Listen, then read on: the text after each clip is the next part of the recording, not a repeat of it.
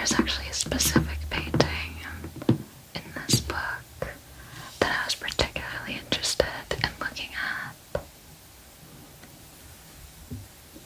which I'll share when we get to it.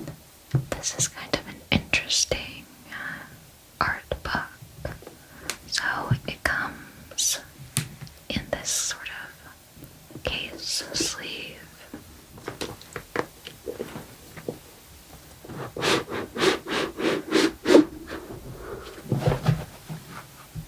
And then there are two parts inside. So this book contains some information about Monet and about some specific paintings. And then this one is just paintings on every page. So it kind of splits into the things you would find in most art books, which I think is interesting. And this is what we're going to look through today. This is also unique because it's not bound on the side.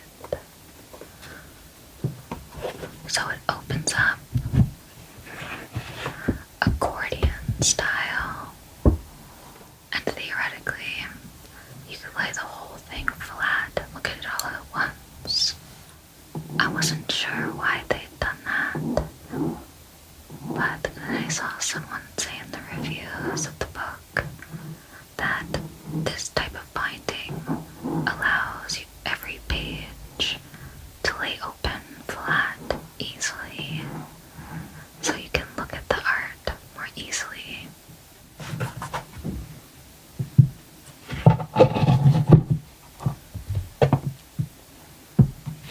About like that. So the pieces in here are roughly in chronological order. Some of them are a few years before or after the ones next to them, but it roughly goes from the start of his career to the end. I read about half of the booklet so far, and in it says that this scene is one of many mock-ups, studies he made for this early idea he had to do a life-size painting. So his thought was to paint this fully life-size and have this giant piece. Very ambitious for someone who was a new artist, and I think it said he was around 22-ish or so. He never got around to it, but the mock-up is beautiful in and of itself.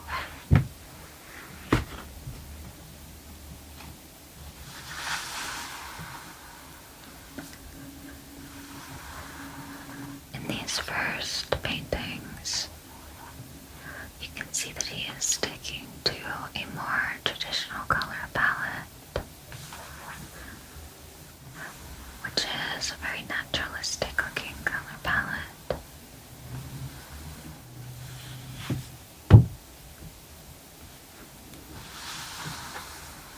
It is cool how the painting takes up the whole page. In this snow scene, there are echoes of him using many different colors. It's like the start of how he would be using color later in his career.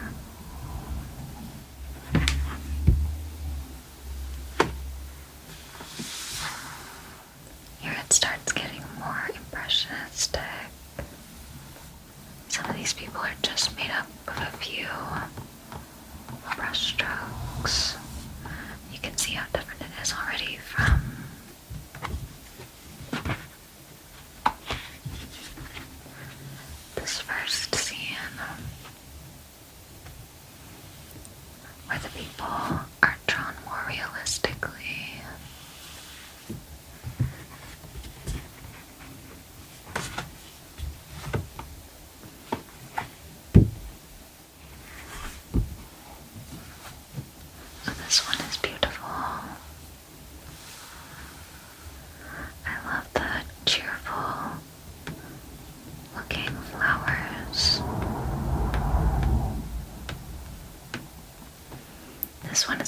impressionistic than the last. In the guidebook, it said that Monet had a fascination with water.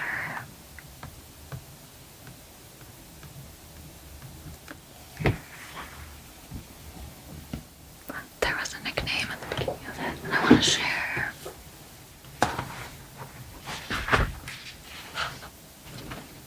It says a nickname he was given was the Raphael of water. More impressionistic again here. It's pretty here the way the sky is, sort of gray and lavender. Oh, I just noticed. Interesting, he signed this one in red.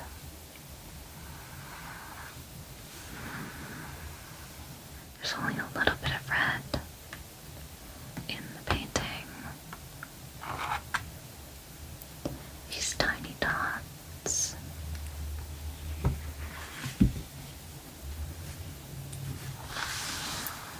So I think this is a painting of his wife, Camille, if I recall correctly. The way he painted these sun dapple, these bits of light, is so pretty. I feel like it gets at the feeling of being in the shade on a beautiful day in a beautiful place. So much pink in her dress, but I wonder if it was mostly white and he just leaned into the pink.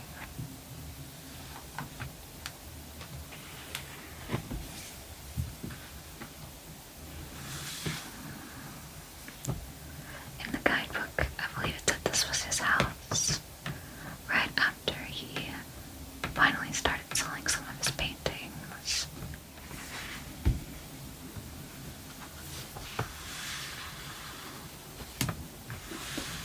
Got a beautiful outdoor table scene set up, and again there are these beautiful spots of light. Lots of colors are used in this tablecloth. This white tablecloth, it's blue, many shades of blue, and then yellow and green even. It's like it's reflecting some of the light from this yellow-green card.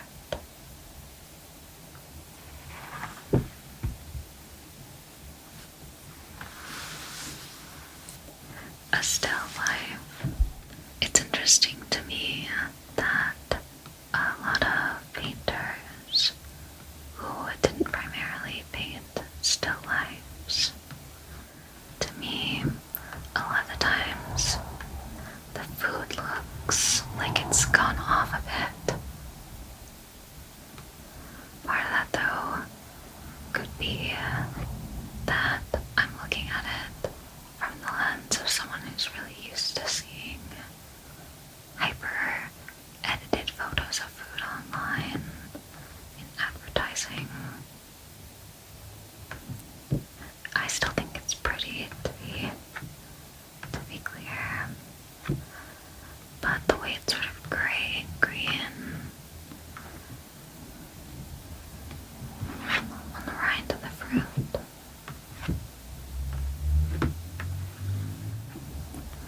I was thinking the same thing about a Caravaggio painting a still life of his. Because I think Caravaggio would be more known for his interesting, not portraits, but scenes with people. I'm not sure if there's a name for that. With the very dramatic light. And Monet, I think, is definitely most known for his landscapes and nature paintings.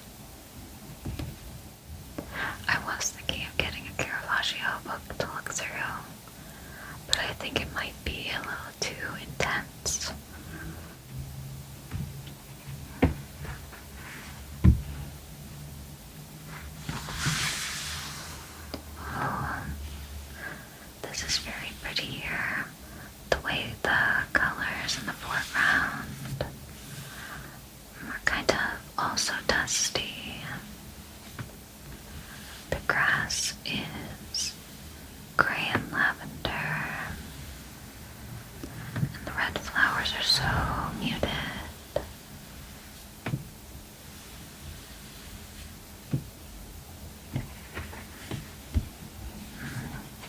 It's a lot more common to paint the background getting more gray, because that's how it looks when you look at it in real life.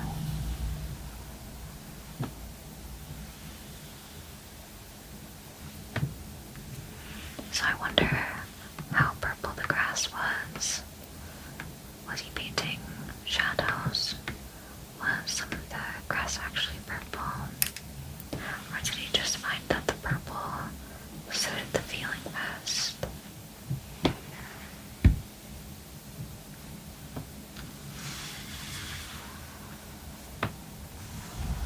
So pretty.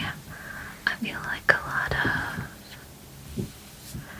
his paintings outside, it's like you can feel the breeze. You can feel the tree moving a little bit in the wind.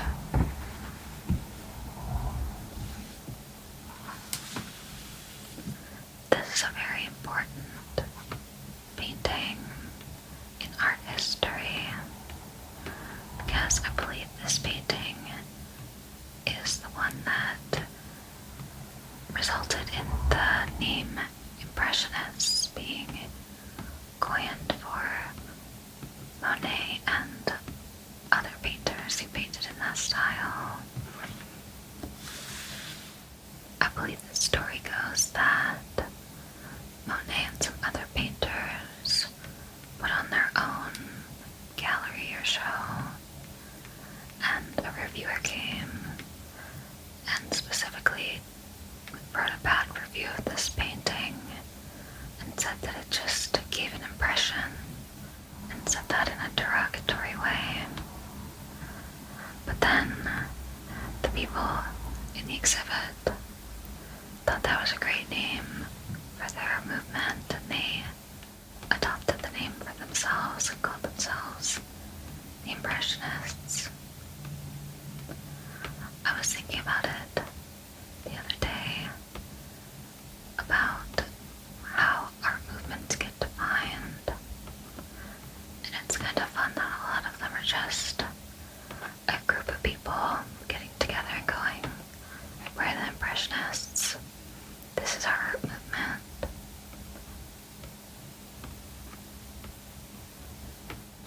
Others are more mercurial, how they come together. But sometimes all you need to do is just get together with some like-minded people and declare a mission statement. I think this ultra-vibrant sun and this electric orange against the muted, hazy, cool tone sky is so pretty.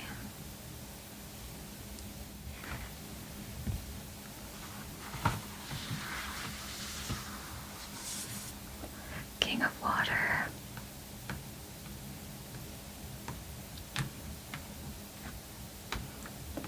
Yeah, the way he paints it is kind of blocky. Less blocky here than it was in, let's see,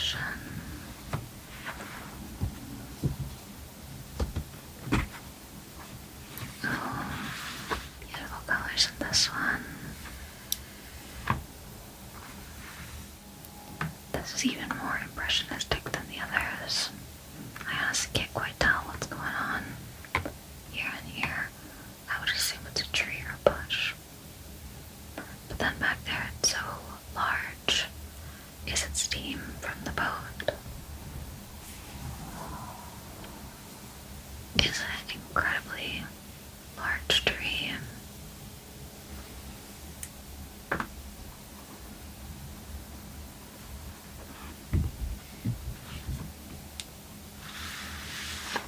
Yeah, the way he places these breakthroughs of light, it's just so beautiful.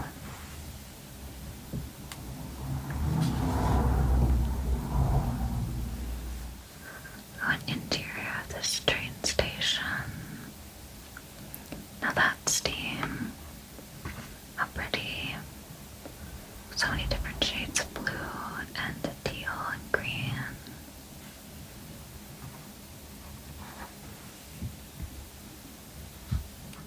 Some scenes of this parade.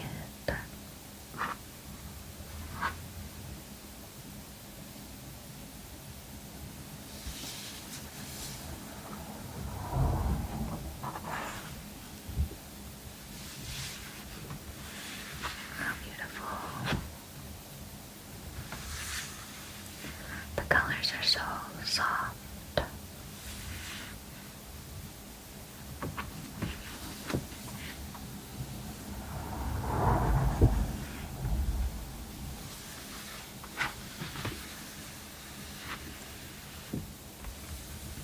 Here in this snowy scene, I would assume there are about 1,000,000 different shades of pastel.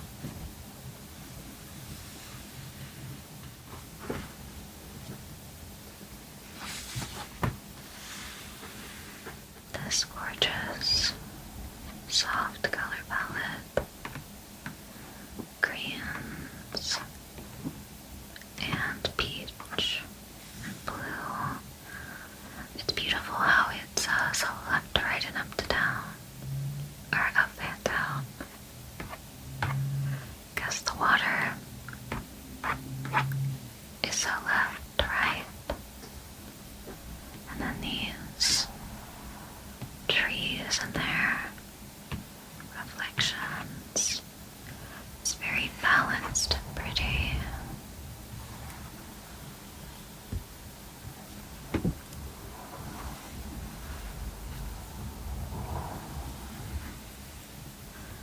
The Vétheuil of water at it again.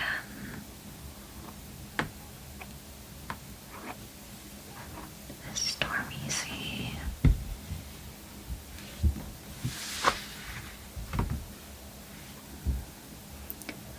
How gorgeous the color.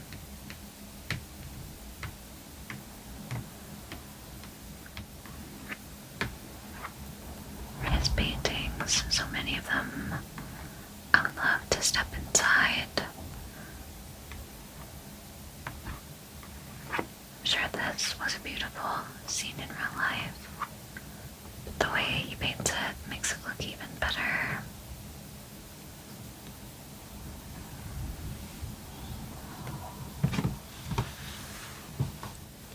You can feel the wind again here.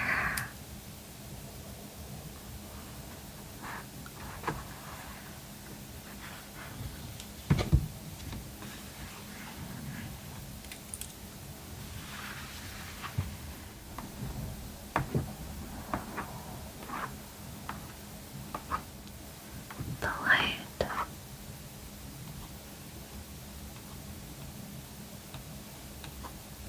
It gives it kind of a magical feeling to me. Oh, these beautiful squiggly trees. They feel like they're moving.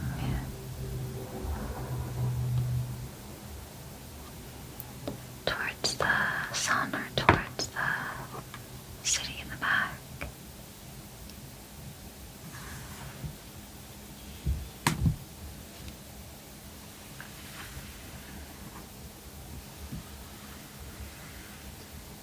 So pretty. When he does these ones with so many more dots, it's harder to tell what it is the closer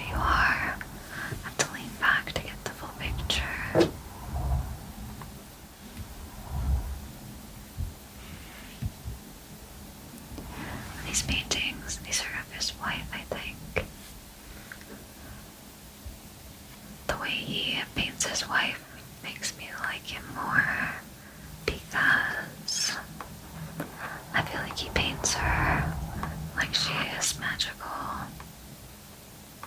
I feel like you can tell how much he adores her in the paintings themselves.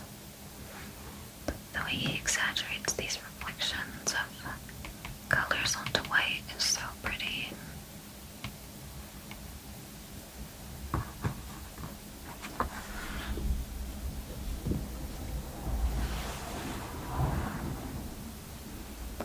So these trees, looks like the scenery's in different seasons.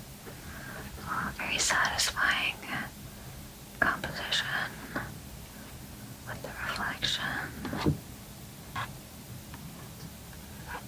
in the water, Vétheuil of water.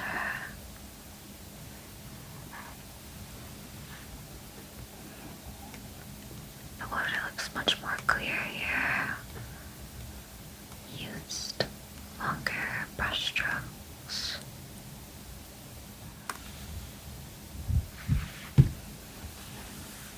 Oh, and his haystacks. I feel like we're getting into where he started really locking in on his use of color in a way that I love. Very intentional.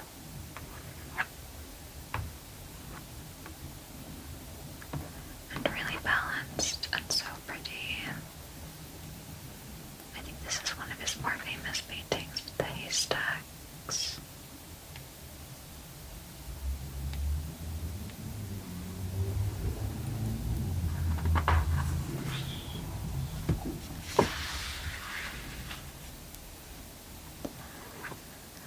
I love the color in this one too. This is my phone case, I think.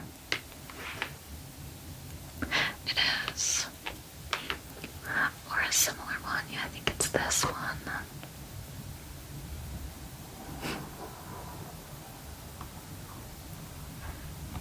He painted the same thing lots of times, which I didn't know until recently. The same place, the same subject many times. I know for him he wanted to often do it in different light conditions.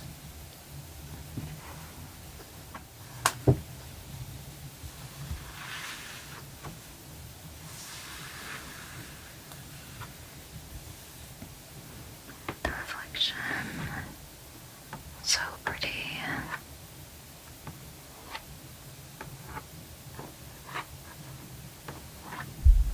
The composition is really nice with the reflection.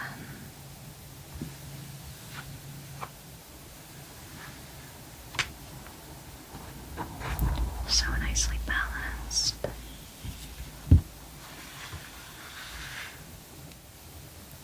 Another with the many brush strokes. I wonder how quickly or slowly he painted. Now the red signature.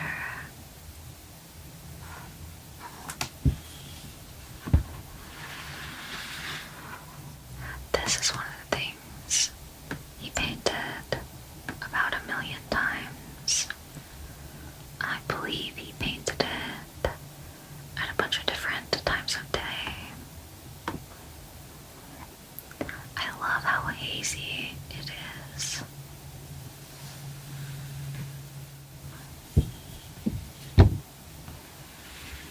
This is the one that basically sold me in getting this book, because I wanted to get a closer look, a good color, true picture of it. I believe this is the British House of Parliament or something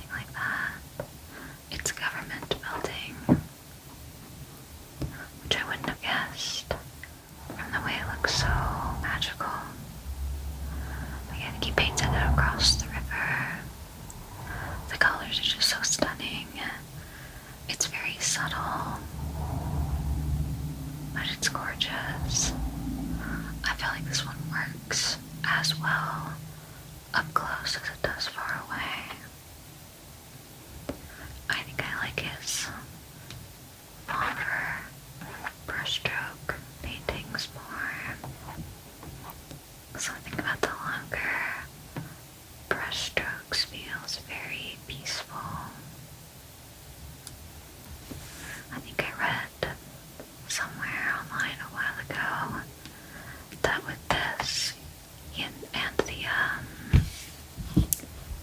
this it is a cathedral maybe, and this he painted them so many times because he felt like he wasn't quite getting the emotion, the feeling of what they look like,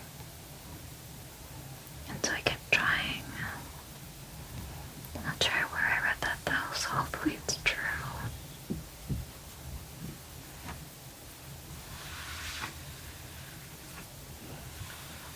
So pretty.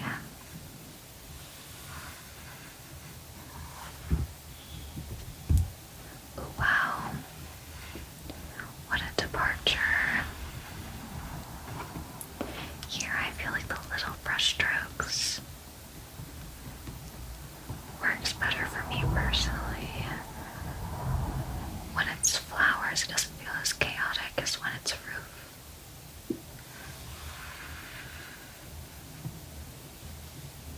Don't you just want to step into this? Like a Mary Poppins drawing. This seems like a lovely place to spend your afternoon.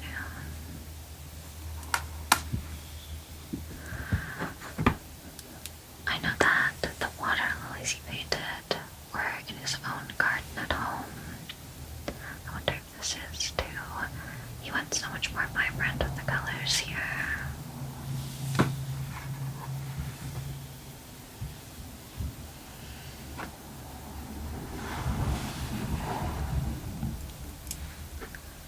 So beautiful. Is this almost purely cool toned? I guess some of the green is leaning a little bit yellow, like here and here. That almost looks like a bit of pure yellow. The way the light is hitting all the plants is so pretty.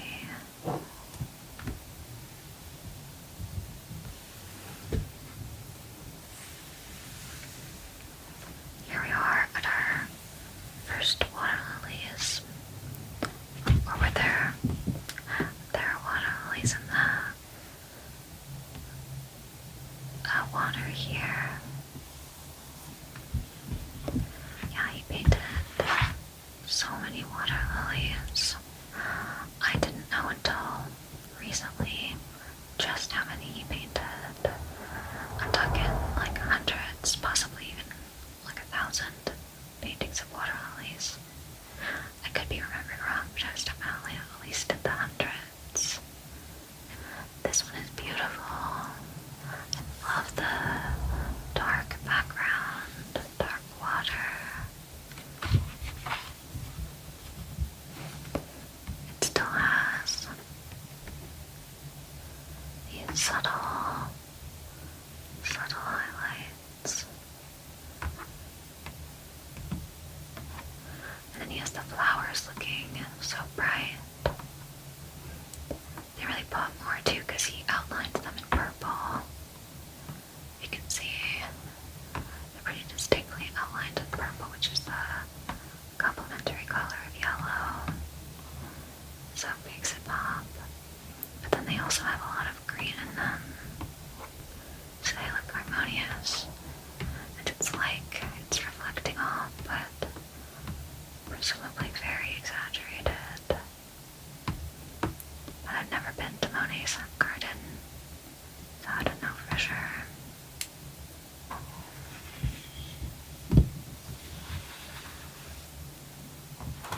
This continued. No, it's just here. Another one of his bridge. If I had a bridge this nice, I'd probably paint it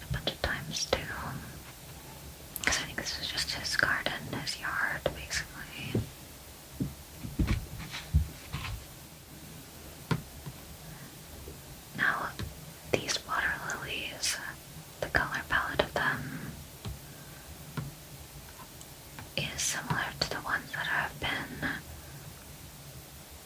printed on so many things.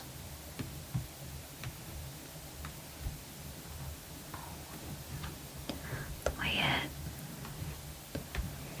has this movement kind of guides you as you look at it.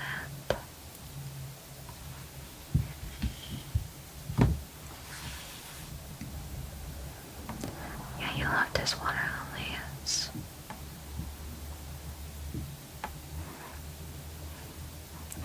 Maybe I'll put here how many times he painted the water lilies that we know of.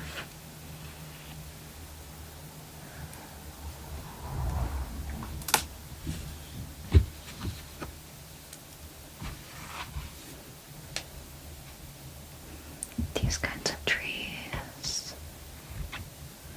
are really pretty. He was in France, somewhere in France. I don't know what kind of tree this is. It looks like a weeping willow a bit to me. I don't know if they have weeping willows in France.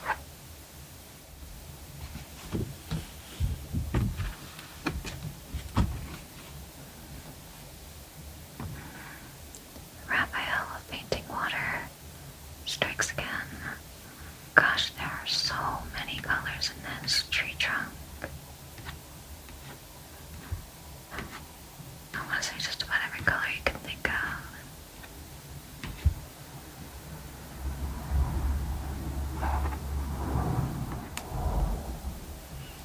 When I look at it up close, it's hard to tell what's happening.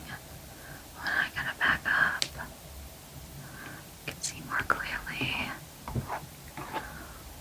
where the reflection is versus where the actual tree is.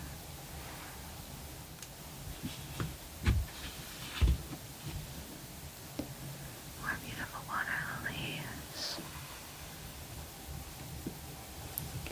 It's so calm.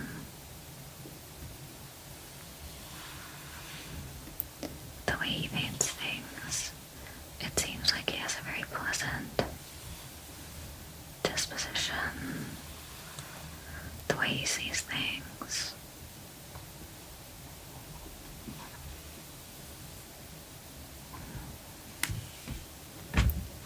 Oh, this one's so bright.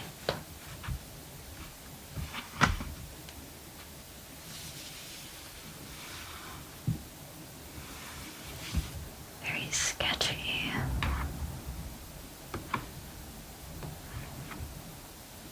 These loose, dark outlines here.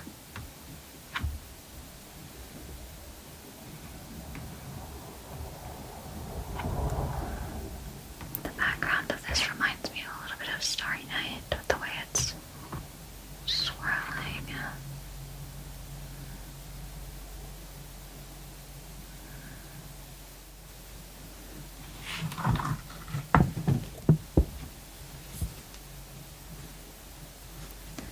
And that's it. I want to go back to the one that I was telling you.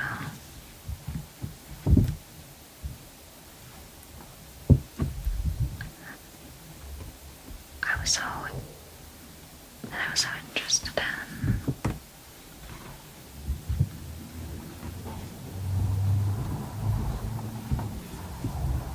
This one, so pretty.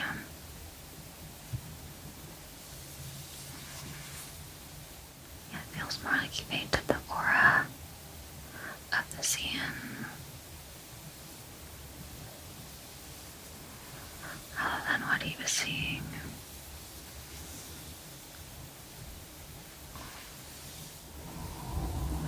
And there are a bunch of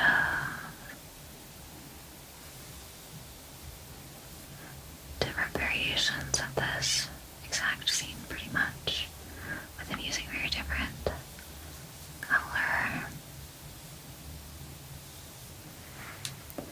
And so many uses the kind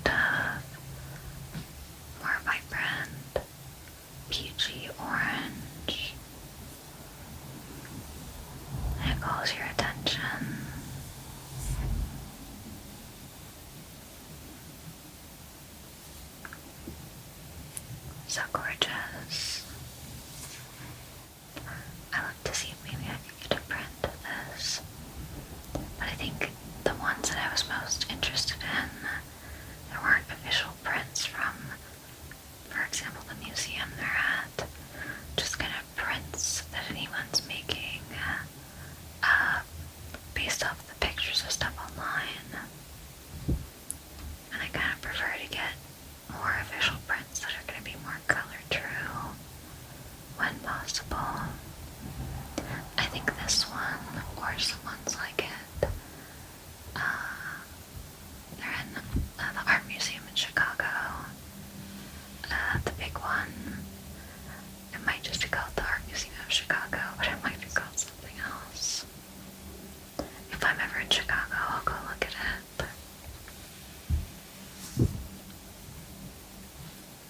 Yeah, because the subtlety of the color in this painting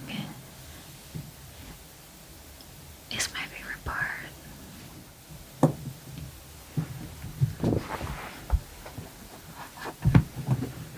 Well, thank you so much for watching.